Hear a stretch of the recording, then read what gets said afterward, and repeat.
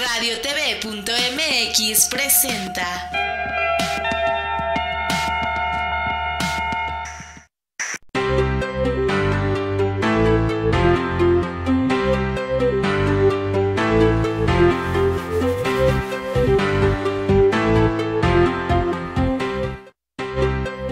¿Qué tal? ¿Qué tal? Muy buenas tardes. Pues ya estamos una vez más desde Centro Urbano platicando.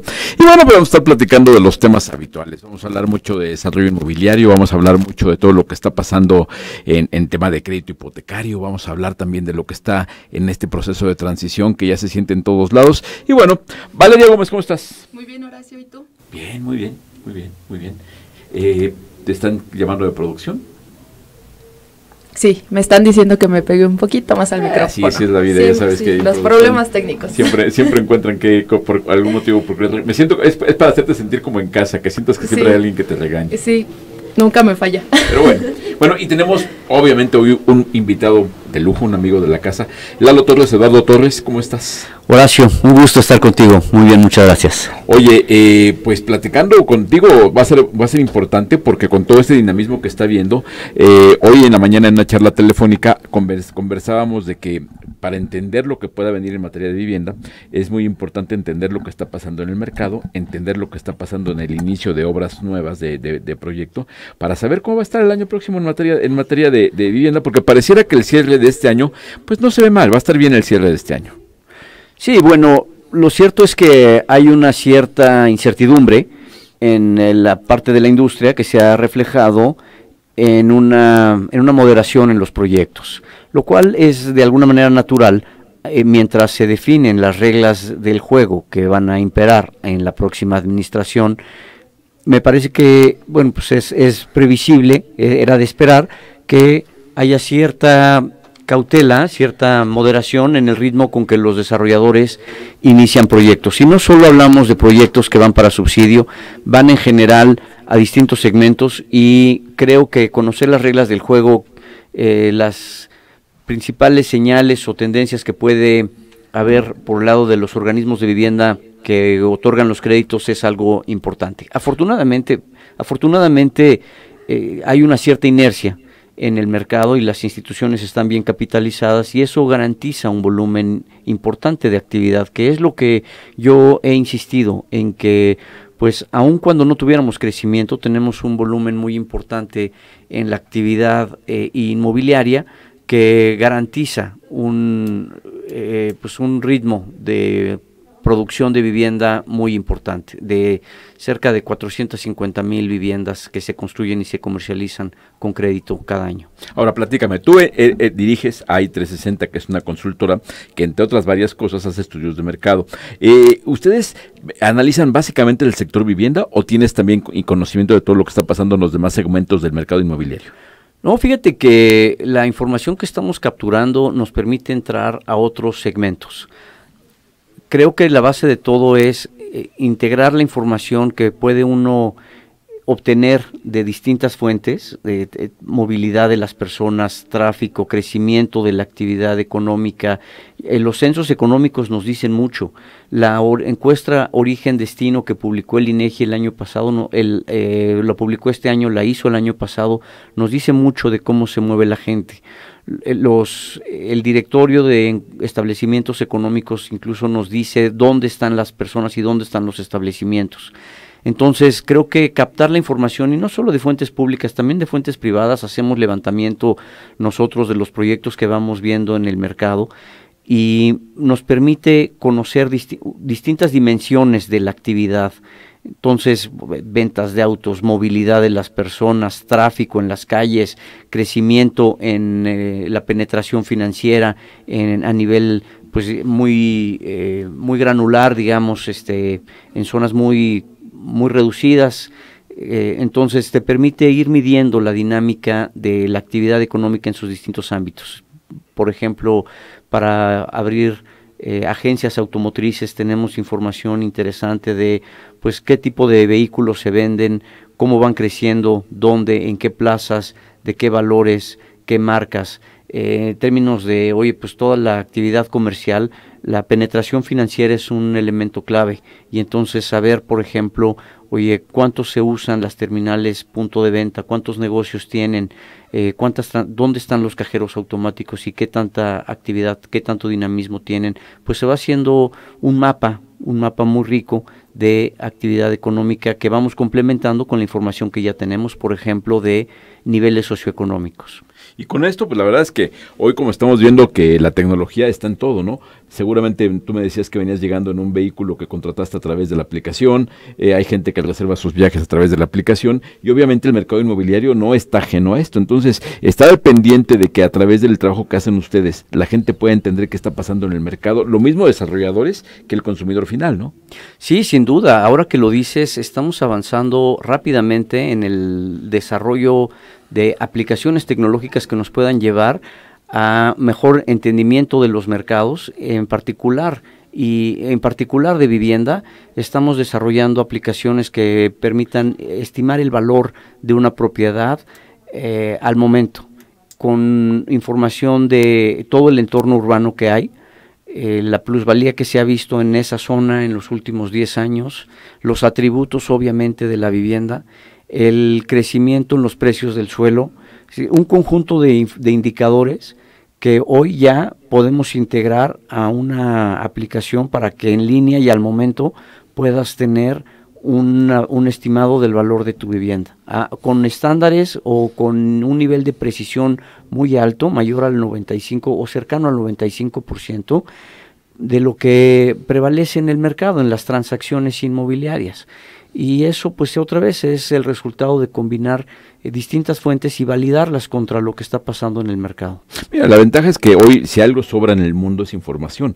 Lo que no es tan común es encontrar quién la procese bien, quién la entienda y quién la entregue de una forma que sea útil para el usuario, ¿no? Y en este caso, toda la gente que esté interesada en el sector inmobiliario, pues caramba, tú y yo que tenemos años en esto, pues sabemos que en el sector inmobiliario puede haber interés de los financieros, de los inversionistas, de los notarios, de los brokers, de los valuadores. Hay un montón de gente involucrada en esto, que el cruce de información es información valiosísima para todo el mundo, ¿no?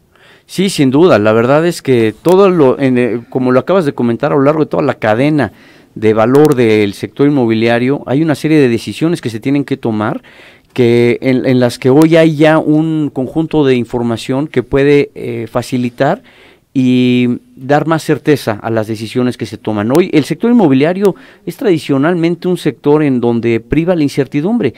Oye, ¿cuánto el terreno es legal?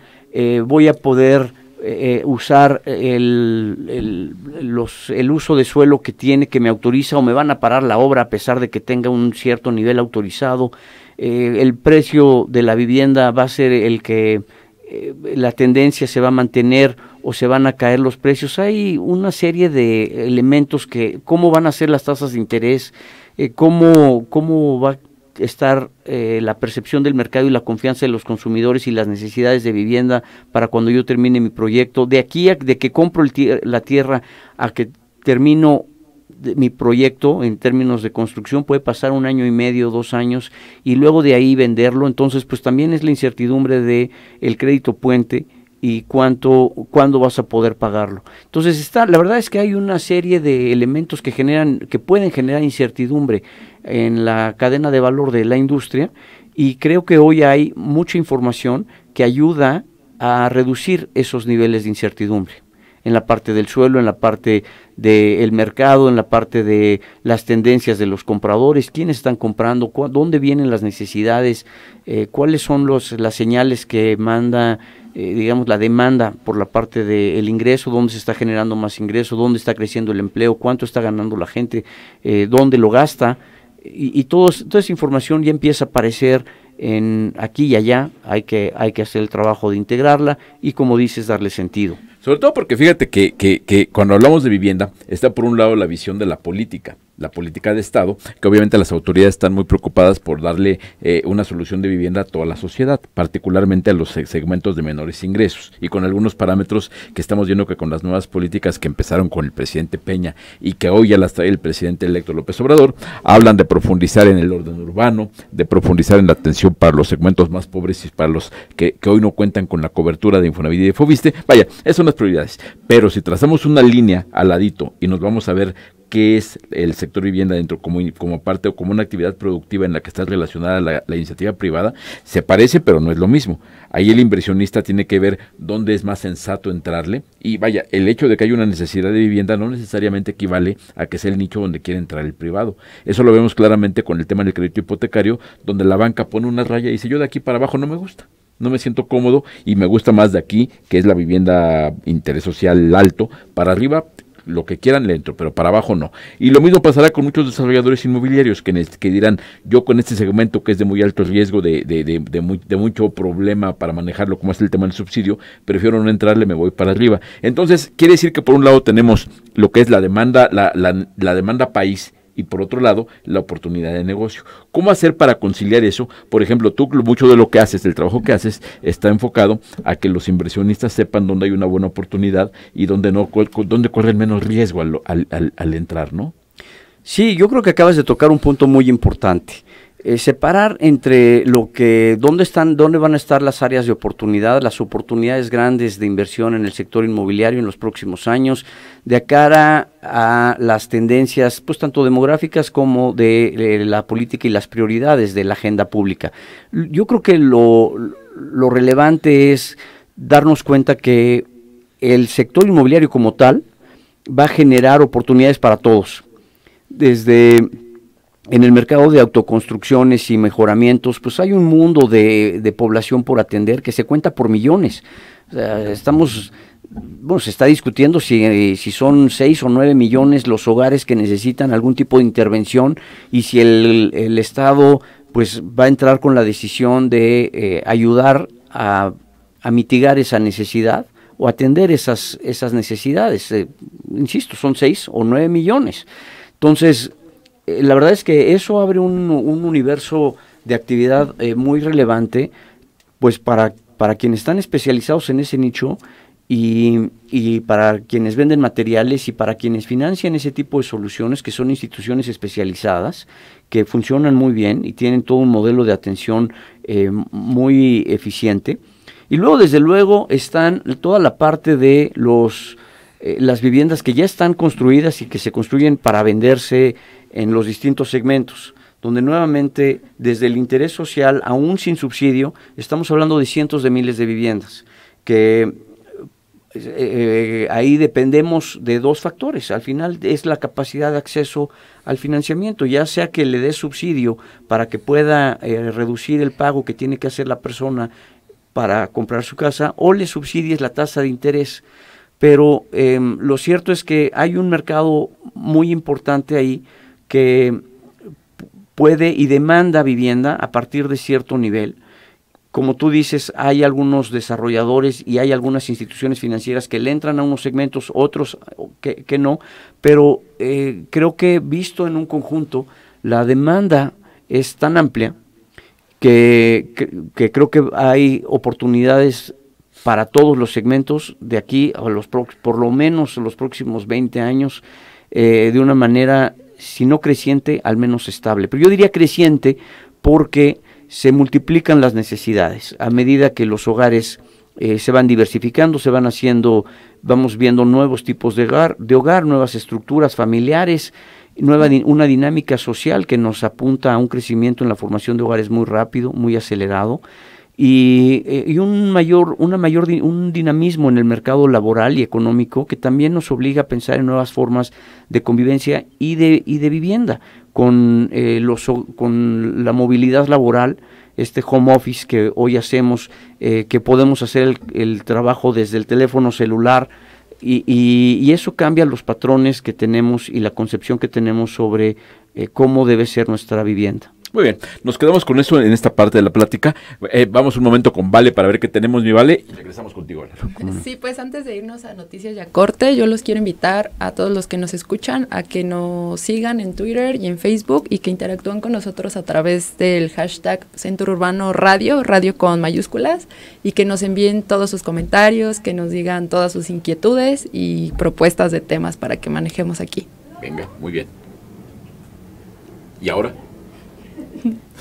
Pues nos vamos a Corte y a Noticias. Venga, vamos a verlos.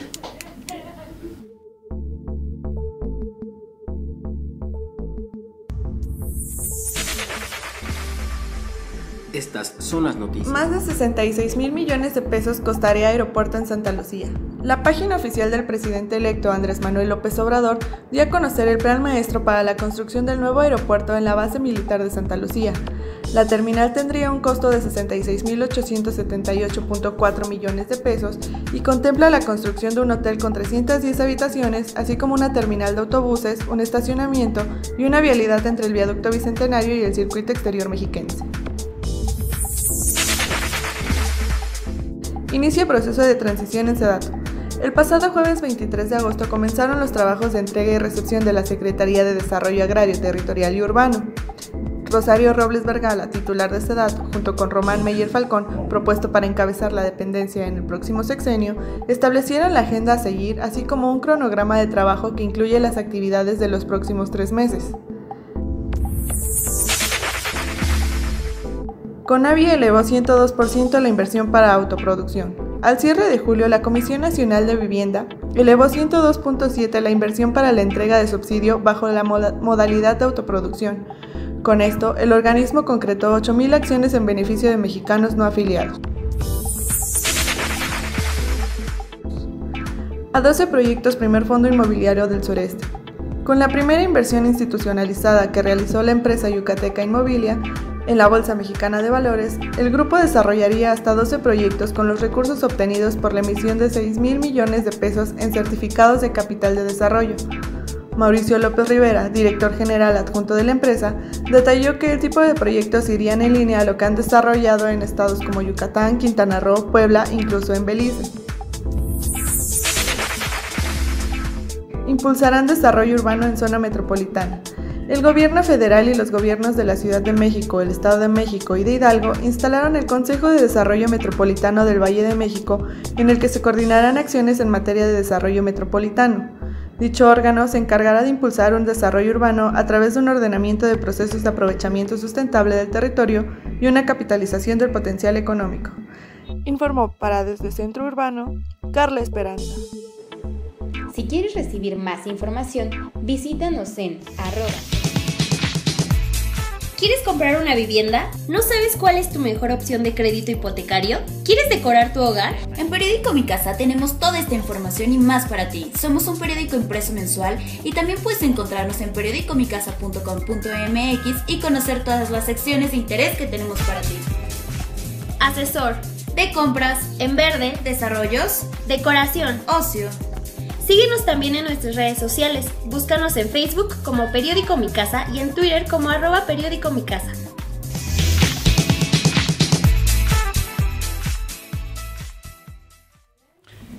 Estamos de vuelta y seguimos platicando con Lalo Torres. Lalo, entonces ya nos quedamos con un escenario, con una pintadita de lo que está pasando en el sector y lo que podemos esperar que pase, cómo se están dando las cosas. Sabemos que es un momento pues, de transición, donde evidentemente los factores políticos marcan mucho, pero regresando ya específicamente al mercado, ¿cómo percibes el inicio, cómo percibes el cierre del primer semestre del año y cómo arranca el segundo semestre, específicamente en el mercado de la vivienda en México? Mira, Horacio, el primer semestre sin duda estuvo marcado por la incertidumbre, tanto por la parte de los compradores como por la parte de los desarrolladores de vivienda. Había una cierta pausa, una cautela, una postura de cautela sobre la definición del resultado electoral.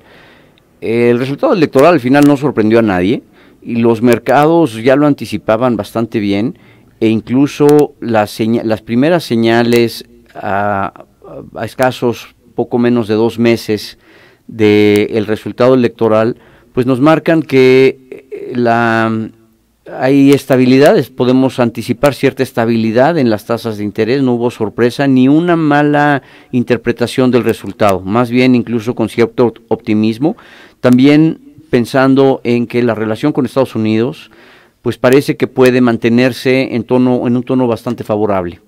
Así lo marcan las últimas señales de, oye, pues una posible definición de un acuerdo comercial con Estados Unidos, que bueno, pues habrá que ver que lleve a cabo el proceso jurídico que implica, ¿no? Pero como señal de un buen entendimiento o una buena intención de entendimiento entre México y Estados Unidos es algo muy favorable porque pues la integración económica entre ambas naciones es muy fuerte y se ha venido fortaleciendo. Todos teníamos el temor de que se enfriara la relación y el mercado de Estados Unidos se cerrara un poco para México. Recordarás que, bueno, pues así fue un poco en el sector automotriz. Sin embargo, cuando vemos las cifras de comercio exterior, las exportaciones de México a Estados Unidos en el sector automotriz, pues tuvieron un muy buen año en 2017. Es decir, que una cosa es a veces el discurso y la realidad económica pues siempre se impone. Y la realidad económica entre México y Estados Unidos es de integración.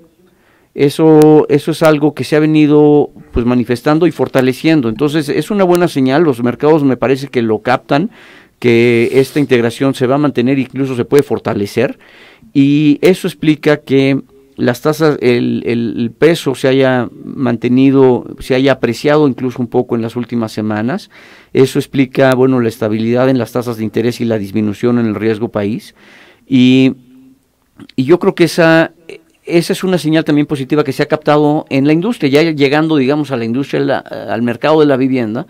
Pues para los compradores es una buena noticia que las tasas de interés no suban, claro, que no estamos seguros de que haya espacio en realidad tampoco para que bajen mucho, sobre todo si en Estados Unidos la perspectiva de las tasas de interés sigue siendo de cierto incremento o presiones al alza posiblemente, y las presiones de inflación en México, bueno, pues tienen que converger hacia niveles que al Banco de México lo hagan sentir tranquilo. Entonces tiene dos elementos con los que tiene que lidiar para poder mantener su postura de tasa de interés. Hoy, bueno, pues se mantiene pues una tasa sobre 7.75, pero esa influye sobre los distintos plazos a lo largo de la curva de rendimientos, y la tasa de largo plazo, que es la que influye en el mercado hipotecario, pues al final pues se ve afectada por pues toda la curva, la tasa de interés en todos sus plazos.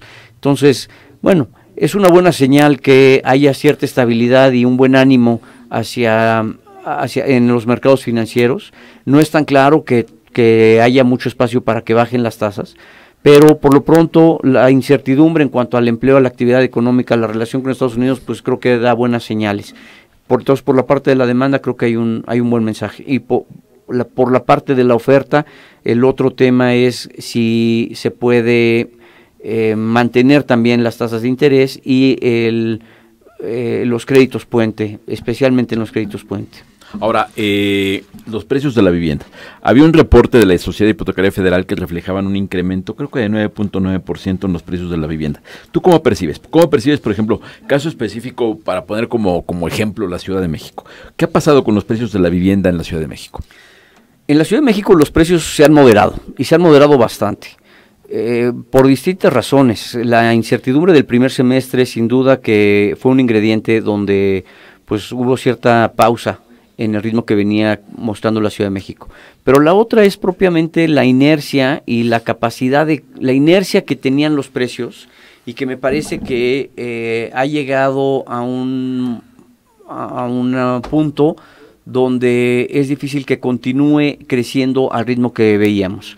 Creciendo a doble dígito, creo que se va erosionando la capacidad de compra de una buena parte del mercado, especialmente en el segmento donde más compradores potenciales hay, que es entre 1 millón y 2,5 millones de pesos. Si lo estiramos mucho, quizás 3 millones de pesos. Ya Pero has tirado mucho. Ya ¿no? has tirado mucho, pero yo diría que entre 1 millón y 2 millones, hasta 2 millones y medio de pesos, hay un mercado muy grande. Pero en la medida en que los precios van convergiendo hacia esos 2 millones y medio, y hoy cada vez es más común ver precios arriba de los 2 millones, tenemos dificultad para que la población que antes hubiera comprado una vivienda, hoy sigue en condiciones de adquirirla. Y se abre un espacio ahí un tanto nebuloso en ese segmento donde, oye, pues la población que podría comprarse una vivienda que de 1,5 millones, pues hoy ya con 2, pues ya lo piensa o ya le cuesta mucho trabajo. Y la gente que podría comprar algo más, pues a lo mejor invierte un poco más, pero busca mejores atributos, espacio, ubicación, acabados. Yo lo que veo ahí es un caso complejo de la gente que hace, pues, no sé, 2 o 3 años podía comprar un departamento de 2 millones de pesos y era un departamento que percibían claramente como un departamento de tipo medio en una colonia de tipo medio. Y hoy la realidad es que ese departamento de 2 millones se está alejando hacia colonias que ya no son las que la gente hubiera pensado que iba a pagar por un departamento de 2 millones. Eso yo creo que para la gente también le marca la decisión, ¿no? Sí, por supuesto. Yo creo que en realidad hay una buena, creo que nos hemos sorprendido de que algunas zonas que no les concedíamos mucho valor, pues resulta que hay una capacidad de compra más importante de la que percibíamos. Yo lo asocio a 2 razones fundamentales. Una, el ingreso me parece que está subdeclarado. Y entonces Eso es evidente, pero si la gente está comprando, claro. O sea, no, tú dices, oye, es que el nivel socioeconómico pues te dice que es, no sé, es relativamente bajo, pero las transacciones que ves, centros comerciales, ventas de autos, restaurantes, empiezas a ver muchos puntos de actividad económica que reflejan que la gente está gastando en esos lugares y las estadísticas propias del ingreso pues no te lo reflejan plenamente. Entonces pues tenemos indicadores que tenemos que mejorar para medir mejor el ingreso, pero la otra que también es muy importante es toda la población flotante que recibe la Ciudad de México en sus distintos puntos y que son una fuerza muy importante de demanda. Por ejemplo, estos lugares que son de tránsito, que en algún momento eran de tránsito, entre la zona oriente de la Ciudad de México, ya en los límites con el Estado de México, donde se ha construido un volumen importante de vivienda, y la zona centro de la Ciudad de México, donde pues hay una parte importante de la actividad y el empleo. Bueno, pues todas esas avenidas, esas arterias que digamos nos conducen para acá, pues resulta que se vuelven muy atractivas, aunque en algún momento pudieran verse como zonas populares. La verdad es que tiene una ubicación muy atractiva porque el precio sigue siendo relativamente bajo, les queda la mitad del trayecto de su casa actualmente y están bien servidas, bien conectadas, tienen agua, tienen drenaje, tienen electricidad, tienen conexiones al metro, tienen arterias viales importantes y no las hemos visto en todo su potencial. Entonces creo que en los próximos años vamos a ver con mucho más fuerza que arterias importantes, que las arterias que digamos que atraviesan la ciudad, los ejes viales, los corredores viales importantes, el viaducto Tlalpan, las laterales del periférico, pues se nos van a empezar a llenar de vivienda vertical y yo creo que así tendría que ser. Sí, ahora lo que falta ver es que ojalá la actualización de los planes de desarrollo urbano con el cambio de los usos de suelo lo permita, porque hoy de repente vemos algunos lugares que uno recorre la ciudad y ve algunas zonas que ya están muy céntricas y de repente las ves que siguen siendo zonas industriales, ¿no? Entonces eso pasa en todas las ciudades del país y es un suelo que está tristemente subutilizado, porque es suelo que en muchos casos pues tiene toda la infraestructura, ya tienen las vialidades, ya tienen los servicios públicos, hay zonas de fábricas donde están en avenidas con magnífico transporte público y eso pues es una pena. Vale, ¿qué tenemos? Pues nos vamos a ir a una entrevista que se le hizo a José Oriol Bosch, director general de Grupo Bolsa Mexicana de Valores. Muy bien, vamos a ver, importante.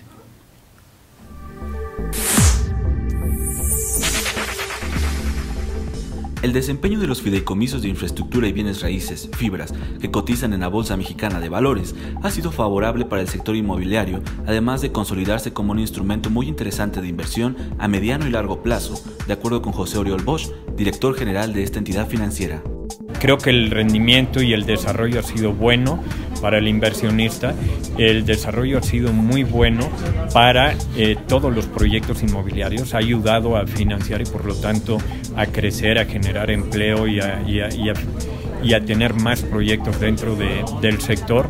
Y también creo que es muy importante el que veamos que ha habido fibras de todo tipo. Hemos visto fibras en sectores dentro del sector inmobiliario que han estado en la parte comercial, que han estado en la parte residencial. Estamos ahora teniendo, por ejemplo, de todo tamaño, no solo sectores.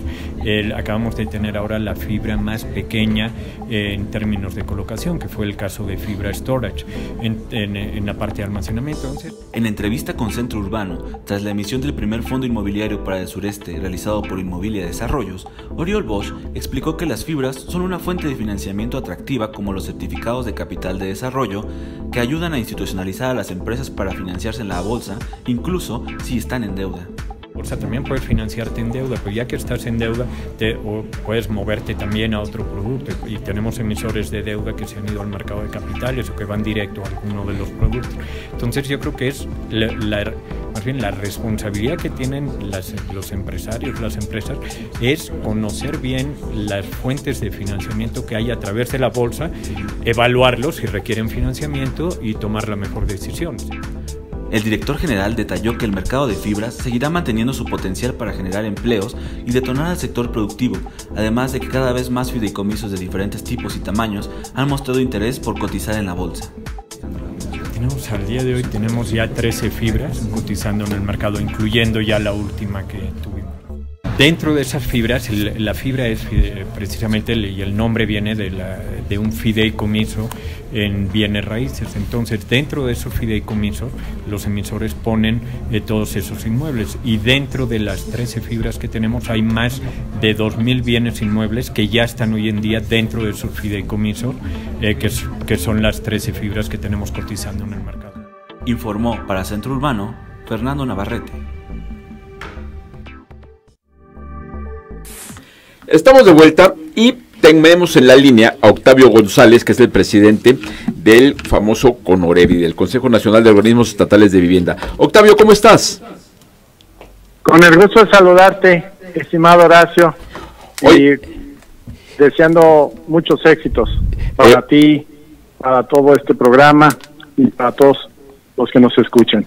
Octavio, pues muy interesados por saber en tu posición, que tú tienes la información de todos los institutos estatales de vivienda, qué está pasando en todo el contexto estado por estado en este tiempo, ¿no? En este segundo semestre del año, ya con una elección definida, con un presidente electo y en un periodo de transición, que lo que estamos en transición, la realidad es que en todos los lugares todo el mundo sigue trabajando, la gente sigue haciéndose de casa, los institutos de vivienda siguen trabajando. ¿Qué está pasando en tu sector? ¿Cómo percibes el tema? Yo lo considero que bien, en todos los organismos estatales de vivienda, con todos mis estimados compañeras y compañeros de CONOREVI, se sigue trabajando a muy buen ritmo en los estados. Como tú bien ya lo comentas, previo a lo que va a ser el ingreso de un nuevo gobierno. En CONOREVI, nosotros consideramos que es muy importante que en el próximo gobierno te sigan dando más apoyos, más recursos a la gente de menores ingresos que tenemos nosotros en los organismos estatales de vivienda. Y también organismos como lo que es FONAPO tenga más recursos, porque tú sabes que en la medida de que FONAPO pueda tener un mayor presupuesto, pues nos va a poder apoyar en todos los estados en atender a miles de familias que están en condiciones de bajos ingresos, de pobreza, y que no tienen lo que sería el acceso, el derecho a un crédito de Infonavit o de Foviste. Entonces, nosotros consideramos que el nuevo gobierno está por iniciar, y conforme a lo que ya se ha publicado de lo que ellos han comentado respecto a su visión que tienen del desarrollo urbano y de la vivienda en nuestro país, sí creo que sea muy importante que se incluya a Conorevi en la planeación y en los programas que se pretendan instrumentar. Considero que en Conorevi tenemos muchos directores de vivienda en los estados y también de mis compañeras con mucha experiencia, con mucho que aportar, y también en los estados, como tú bien lo sabes, Horacio, está precisamente la población del país. Bien. Ahora, Octavio, ustedes tienen una reunión nacional de vivienda que se va a realizar en fecha próxima. Platícame de ella, por favor. Sí, estimado Horacio, está ya próxima en el mes de septiembre, a partir del día 9. Los esperamos allá y los invitamos a todos los que deseen acompañarnos en este gran evento, donde van a estar especialistas como Joan Clos, que tú lo conoces muy bien, además de otros muy destacados también panelistas, conferencistas nacionales. Va a ser un evento, yo considero, con mucho éxito. Esperamos también que sea muy nutrido en cuanto a las propuestas y planeaciones que se pretenden hacer para el desarrollo urbano en nuestro país, pero sobre todo para la vivienda que se requiere en nuestro país, y también para las personas que, como bien lo sabes, son las de más bajos ingresos, las que viven en pobreza o pobreza extrema, que se tiene que ver cómo se pueda dar los apoyos, los subsidios, la coordinación, gobierno federal, gobiernos estatales y municipales, para que se puedan lograr mejores resultados todavía a los que ya se han logrado. Porque la realidad es, mi querido Octavio, es que los temas ya nos están alcanzando. Ya se veía, la elección se veía lejos. Ya tenemos una elección ganada, ahora el cambio de gobierno se ve lejos. Lo que ya se va a empezar a revisar es el tema del famoso presupuesto de egresos de la Federación, y hay una partida muy importante para el sector vivienda, es el tema de los subsidios. Ya tendrá que empezarse a plantear entre los equipos de transición y las nuevas legislaturas, qué va a pasar con el presupuesto y qué va a pasar con la partida destinada al subsidio, que en este momento es fundamental para todo lo que tú platicas, ¿no? Apoyar el acceso a la vivienda de los segmentos de menores ingresos. ¿Cómo percibes que van a hacer ustedes a través del Conorevi, a través de los institutos estatales de vivienda, este acercamiento para llevar este tema del subsidio al análisis del presupuesto? Te comento, Horacio, que nosotros ya, los compañeros de Conorevi y un servidor, hemos estado trabajando desde hace varias semanas en precisamente aprovechar nuestra reunión nacional para hacer un planteamiento, propuestas de lo que Conorevi considera es importante,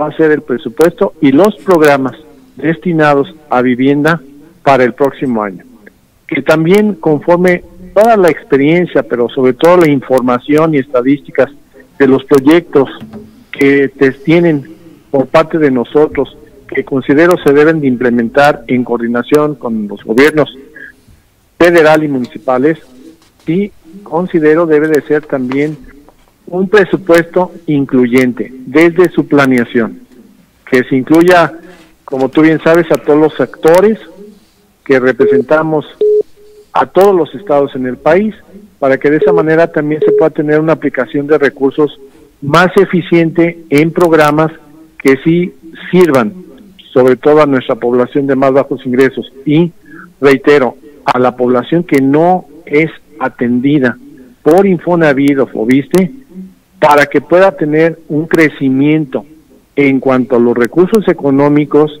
pero también en cuanto a las acciones de vivienda. Y aquí vuelvo a comentar también el tema de FONAPO. Para nosotros es muy importante la participación de FONAPO. Muy bien, pues Octavio González, presidente del Consejo Nacional de Organismos Estatales de Vivienda, gracias por el tiempo y espero verte allá en Campeche en el evento. Allá te veo, amigo. Nos dará mucho gusto recibirte, a todos nuestros amigas y amigos de Conorevi y a todos ustedes. Muchas gracias, Horacio. Un abrazo. Igualmente, buenas tardes. Pues ahí está, la verdad es que sí es un tema importante, como porque él ya lo decía, ¿no? En lo que cada quien estamos viendo las agendas, y lo platicábamos tú y yo en la mañana, los diferentes grupos que tienen que ver con el sector están también ya preparando sus temas, y los institutos estatales de vivienda pues son de las instancias, pues, junto con los desarrolladores asociados en Canadevi, muy preocupados por lo que pueda pasar con el tema del subsidio, ¿no? El subsidio que se ha convertido en un jugador importante en esta industria de la vivienda. Sí, sin duda, yo creo que las definiciones ahí van a ser muy importantes. es bastante claro que la forma como operan los subsidios a la vivienda actualmente, pues generan importantes beneficios a las familias que lo reciben. Sin embargo, pues han generado algunas distorsiones en la forma como funciona el mercado. Y yo creo que hay un espacio amplio para ir mejorando la forma de operar y asegurar que lleguen a las familias que menos necesitan. Creo que se ha avanzado mucho en términos de estandarización y procesos y asegurar los sistemas de calidad de las empresas que hacen vivienda para subsidios.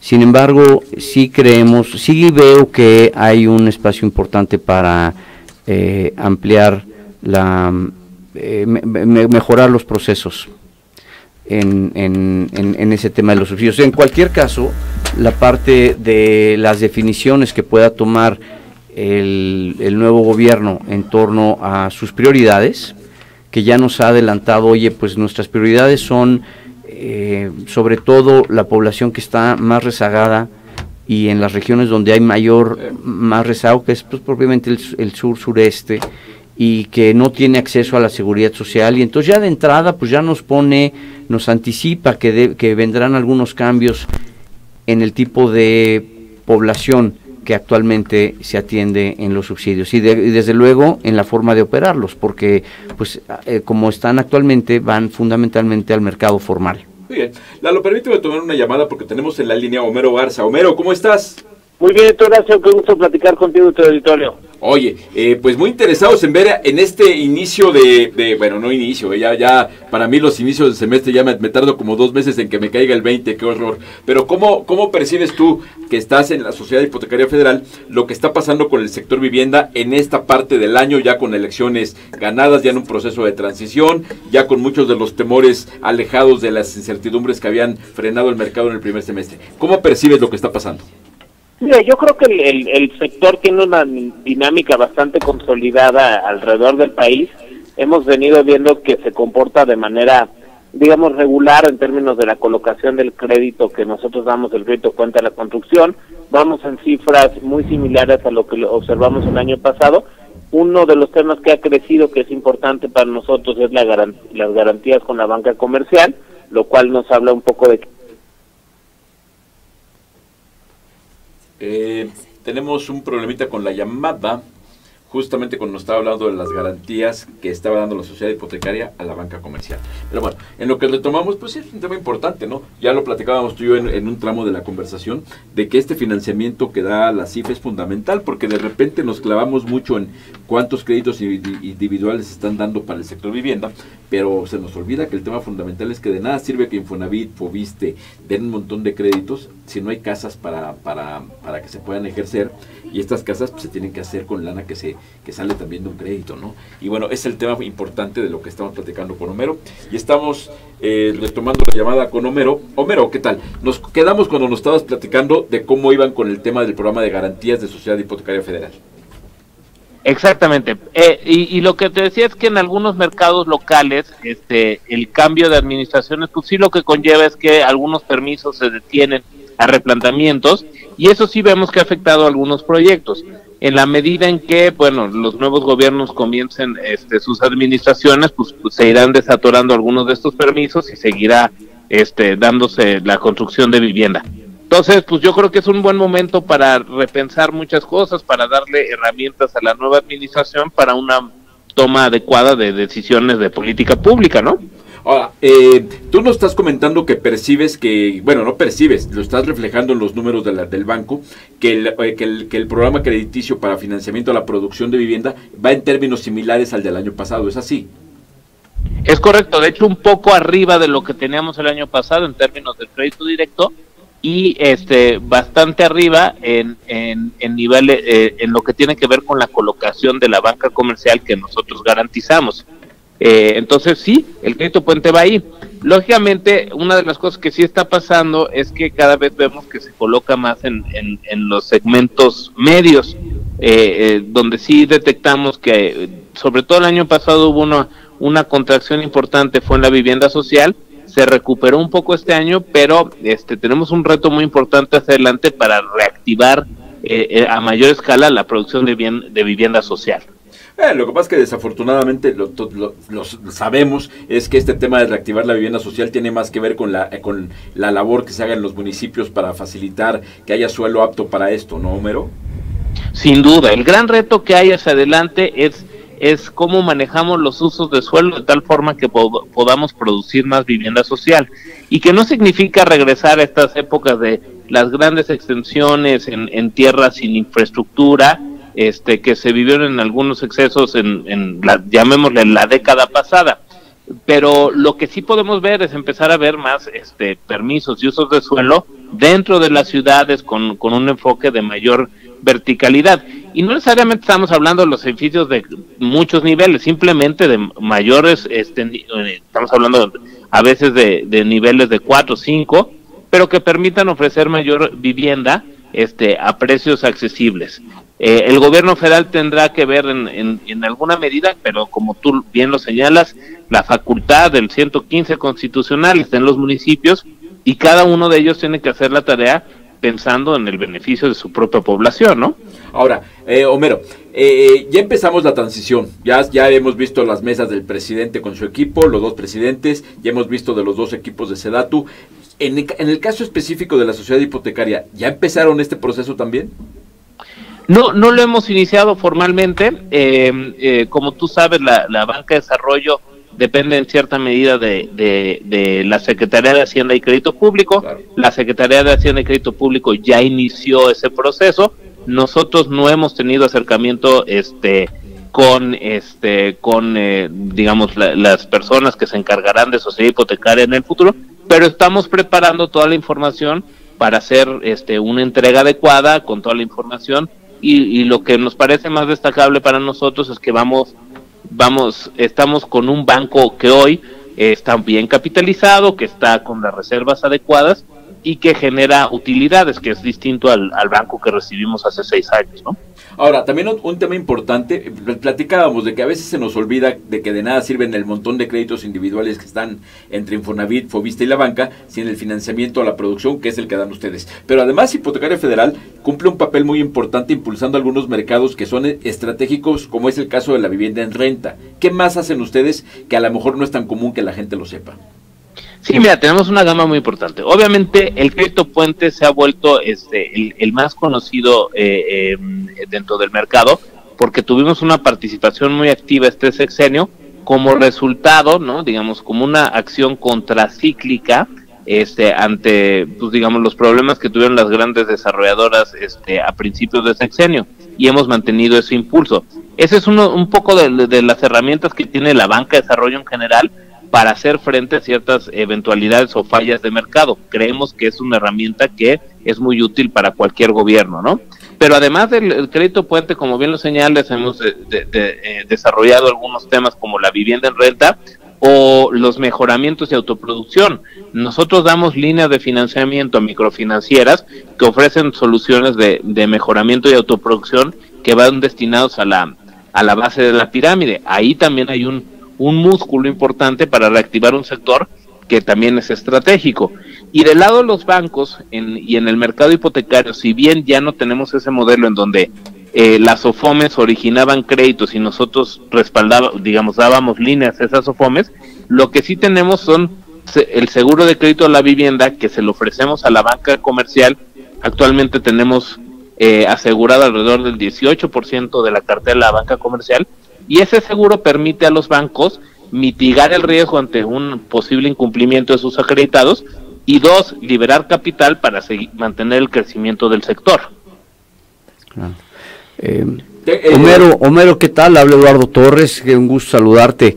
Oye, comentabas hace un momento algo interesante, decías, oye, pues para proyectos de vivienda interurbana que no necesariamente tengan que ser de pues altos niveles, pero sí 3, 4, 5 niveles, yo creo que hay una oportunidad importante de densificación, y creo que va muy en la línea de la estrategia del gobierno entrante de poder trabajar hacia fortalecer las políticas de densidad al interior de las ciudades.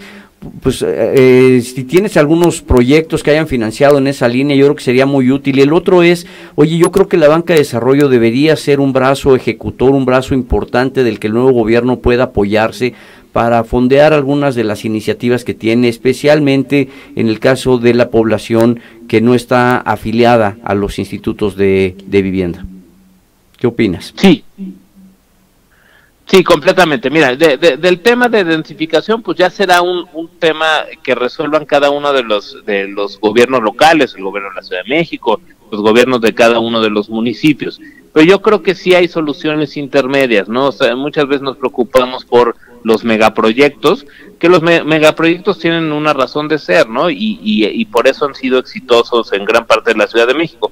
Pero el problema lo tenemos que atender de distintas formas y cada colonia tendrá que ser atendida de distinta forma, pero lo que sí es un hecho es que de lo contrario pues vamos a seguir expulsando gente a las periferias de las ciudades, que es justamente lo que nos conlleva otros gastos, digamos, otros costos en términos sociales muy importantes y en términos económicos, como es el traslado de la gente y el número de horas que pierden en el traslado a sus centros de trabajo.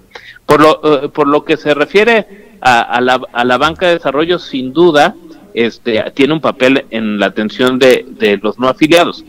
Tenemos amplia experiencia en los no afiliados porque, como ustedes saben, en el periodo 2004-2010, las OFOMES atendieron una parte de este segmento de no afiliado y la verdad es que les fue muy mal, eso hay que decirlo, pero creo que se puede aprender de esa lección para identificar cuáles son las variables que nos permiten que algunos de esos créditos del mercado, digamos, no afiliado, se comportan bien y otros no. Hay mucha información con la que contamos y creo que nosotros podríamos, la banca de desarrollo podría acompañar a los bancos a través de esquemas de garantías o de seguros para que empiecen a abrir su ventana de riesgo, porque hoy están concentrados en un mercado poco riesgoso, pero que se les está acabando. Sí, claro. Si ustedes ven las cifras de colocación de créditos hipotecarios de los 2 últimos años, pues podrán ver que hay una ligera contracción. Entonces yo creo que ellos tienen que empezar a pensar en otros segmentos de mayor riesgo, y para entrar en ese mayor riesgo, sin duda hay un papel fundamental de la banca de desarrollo. Muy bien, yo por eso hablaba de la importancia de hablar mucho de todo el catálogo de productos que tiene la CIF, porque de repente pareciera que todo el mundo nada más habla del crédito puente, y la verdad es que en estos años han hecho muchas más cosas que eso, y es importante mencionarlo. Pues querido Homero Garza, de Sociedad Hipotecaria Federal, muchísimas gracias por tomar la llamada, seguiremos en contacto contigo, te mando un abrazo. Un abrazo a ti, Eduardo, y también a Horacio. Estamos ahí a la orden, y muchísimas gracias por la oportunidad de platicar con ustedes. Abrazo, Homero. Pues ahí estamos. Entonces, vale, ¿qué tenemos? Pues ahora vamos a tener un reportaje con el nombre de Mercado Hipotecario con Paso Firme, que precisamente habla de la colocación de créditos hipotecarios en la fin del segundo semestre del 2018. Muy bien, vamos a ver.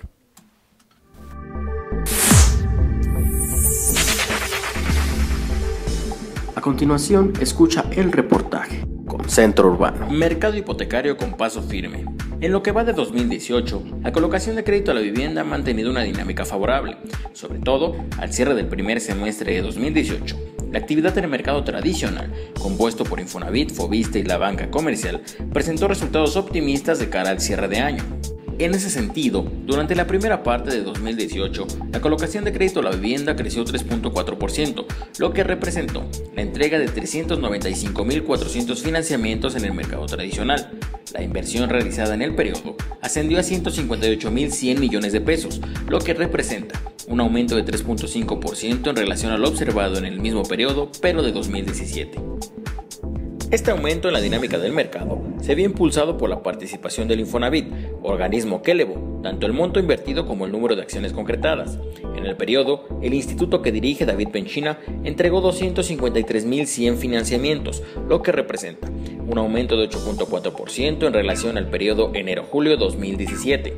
Este resultado equivale a una inversión del orden de los 67.300 millones de pesos, cifra 13.3% por arriba de lo observado en 2017.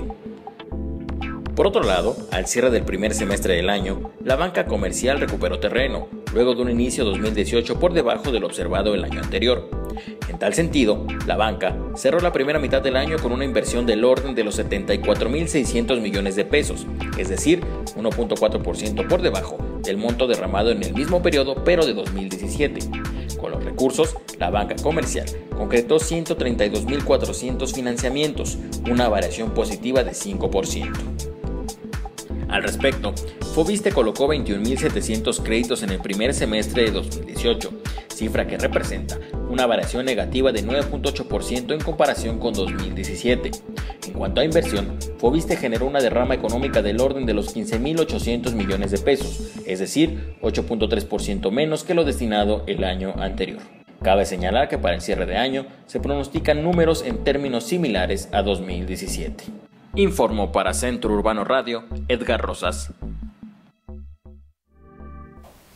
Y pues bueno, ya para cerrar el programa estamos en esta etapa donde alguna conclusión, mi querido Lalo, ¿cómo percibes el cierre del año? ¿Cómo percibes con esto que hemos hablado de lo que viene de financiamiento, de lo que está en el registro único de vivienda, de lo que traes tú de tus estudios de mercado? ¿Cómo percibes el cierre del año y cómo se va a enlazar con el inicio del año próximo? Mira, yo creo que las definiciones que haya en torno a elementos clave como las prioridades de la agenda pública, lo hablábamos con Homero, ¿dónde van a estar las prioridades en temas de vivienda? Desde la banca de desarrollo, desde la fuente que puede fondear una parte importante de los proyectos que son parte esencial de la agenda del nuevo gobierno. Creo que yo debo insistir en eso porque la agenda se ha reforzado el discurso. Se ha reforzado el discurso de esta atención a los más desprotegidos y creo que la banca de desarrollo va a jugar un papel muy importante. Muy bien. Permíteme que tenga una llamada con Damián Gerberov, director comercial de Viva Anuncios. Damián, ¿cómo estás? Buenas tardes. Muy bien, ¿ustedes cómo están? Oye, pues contentos porque ya se viene Incon. Platícame de Incon, ¿cuándo es y cuál es la agenda principal del evento? Mira, Incon va a ser en el Pepsi Center el 12 de septiembre. El día, la verdad, la agenda de Incon es la cumbre inmobiliaria más importante que hay en México. Y lo que estamos haciendo acá es juntar a las 5 asociaciones más grandes de todo Ciudad de México, AMPI, HISP, APSIS, UPIM, tenemos así todos los que son los fuertes y los que congregan a los profesionales inmobiliarios. La idea acá para nosotros con Incon es un evento donde vamos a hablar mucho de tecnología, de marketing digital para bienes raíces, de cómo aplicar todo esto nuevo y todas las metodologías para que el asesor se vuelva un profesional inmobiliario y pueda vender más en menos tiempo y obviamente pues, ser más efectivo, ¿no? A mí lo que me parece muy interesante es el ejercicio de actualización del conocimiento para que el broker, el profesional inmobiliario, se adapte a los nuevos tiempos de la tecnología en que su comprador es un comprador ya mucho más preparado, ¿no? Bueno, perdón, se cortó un poquito la llamada, perdón. Te decía que a mí me parece muy interesante este espacio de actualización del conocimiento que acerca al especialista inmobiliario con la tecnología. Ya se nos cayó la llamada. Pero bueno, estamos ya siguiendo muy de cerca lo que viene con Incon, porque fíjate que se ha convertido en un proyecto muy interesante donde los profesionales inmobiliarios acuden para estar en contacto con las nuevas tecnologías, con las nuevas tendencias. Viva Anuncios es uno de los portales pues más poderosos que hay en el mercado inmobiliario. Entonces es un ejercicio muy interesante donde hacen para reunir a esta cadena, a este eslabón tan importante de la cadena de valor del sector inmobiliario, ¿no? Y bueno, esto va a ser el 12 de septiembre en el Pepsi Center de la Ciudad de México y estamos recuperando la llamada con Damián. Y me decías, Damián, entonces, ¿qué es lo que debemos esperar de Incon, que es el 12 de septiembre en el Pepsi Center de la Ciudad de México? ¿Qué debemos esperar? Mira, lo que tenemos que esperar ahí es que van a acudir más de 3,000 profesionales inmobiliarios, van a acudir unos speakers de primer nivel, desde Arturo Elías Ayub, que bueno, ya todos lo conocen, de América Móvil y Fundación Telmex. Tenemos también, bueno, a Carlos Muñoz, tenemos a Víctor Gordoa, tenemos a Eugene Toule. La verdad es que tenemos conferencias de primer nivel. Estamos hablando de más de 88 charlas, estamos hablando de 72 horas de capacitación, networking. Son como 700 metros cuadrados de exposición donde va a haber gente para conocer, para entender cómo funciona el negocio inmobiliario, desarrolladores, de lo que necesites va a estar ahí. Entonces, la verdad es el evento que marca la tendencia y el futuro de los bienes raíces. Entonces, tienen que estar ahí todos los que se dedican a esto. Muy bien, Damián. Muchísimas gracias por tu tiempo, por la explicación, y esperamos en estos días que faltan para el evento que nos ayudes con información para estar invitando a la gente que se inscriba. Todavía están en magnífica oportunidad de que entren al sitio de Incon y se registren y asistan a este punto de encuentro del conocimiento, donde van a hacer magnífico networking y van a estar en contacto con las tendencias. Gracias, Damián. Claro que sí, muchas gracias a ustedes y ahí los esperamos. Entonces pueden entrar en in-mediocon.mx y ahí viene toda la información. Muchas gracias. Ahí estaremos, Damián. Un abrazo. Claro. Pues importante, ¿no? Todo el mundo, platicábamos, todo el mundo haciendo un esfuerzo para seguir adelante. Y esto va muy en línea con lo que tú decías, de que la gente está trabajando, ¿no? Este grupo de Ibanuncios está con este evento, en este proceso de transición, apostando porque el mercado se sigue moviendo, las propiedades se siguen vendiendo, ¿no? Sin duda, yo creo que los profesionales del sector inmobiliario cada vez juegan un papel más importante, como intermediarios, como aceleradores de negocio, como agentes que ayudan a hacer más eficiente el negocio el negocio hipotecario, apoyando a los bancos. Yo creo que el papel que ellos han tenido ha sido importante. Y yo creo que todavía, pues, a medida que fluye la tecnología y permea en los procesos de estos intermediarios, vamos a ver un rol mucho más activo y de mayor peso. No, hombre, eso ya, antes decíamos que cuando el destino nos alcance, el problema es que el destino ya nos rebasó. Ahora ya para llegar aquí, llegas después de consultar o la ruta con tu celular o de pedir tu coche con el celular. Es posible que salgas y tengas una reservación en un restaurante hecha con el celular. Si vas a viajar, ¿quién visita una agencia de viajes? Entonces, en estos tiempos, todos tenemos que estar con la tecnología y bueno, por eso es tan importante que tú que te dedicas a la tecnología con un conocimiento del mercado, pues nos acompañes y nos ayudes en este espacio. Muchas gracias, Lalo. Muchas gracias a ti, gracias por la invitación, Horacio, gracias, Valeria. Nada, gracias a ti. Vale, ¿y redes sociales qué tenemos? Pues por último ya mándenos todos sus comentarios a @centrourbano en Twitter y en Centro Urbano en Facebook, y pues si quieren ver aún más noticias de vivienda, arquitectura, urbanismo, pues síganos en nuestro portal centrourbano.com y pues hasta ahí llegamos. Pues muy bien, por acá nos encontramos la próxima semana, hasta entonces.